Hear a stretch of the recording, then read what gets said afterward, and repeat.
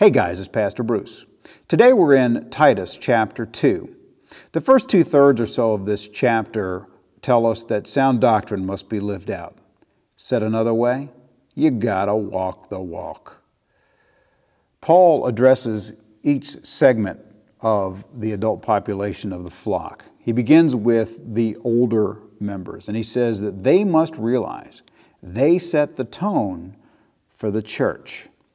We miss that a lot in modern congregations, either because we disregard our older members, or sometimes older members who aren't that spiritually mature can be complainers and divisive. But let me tell you this, you take somebody who's got some seasoning, who is walking with the Lord, and that is somebody whose example you want to follow. The older men are to be models of reverence and love. The older women are to be teaching the younger women, and that is such an important ministry.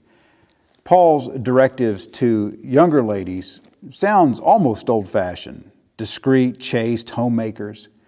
But really what Paul is saying here is, ladies, don't be flamboyant, be demure, and be an example to the ones looking at you as well.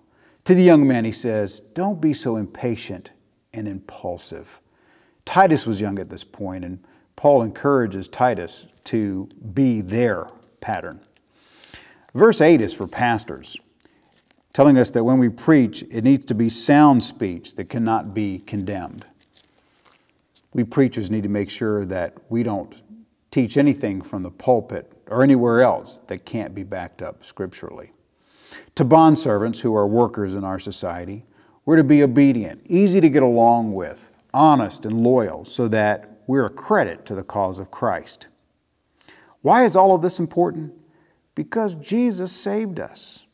And it's His grace that leads us to live in a way that pleases God and man.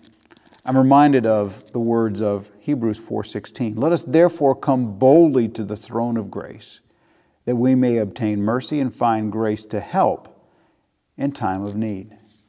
We tend to think that as being points of crisis in our lives.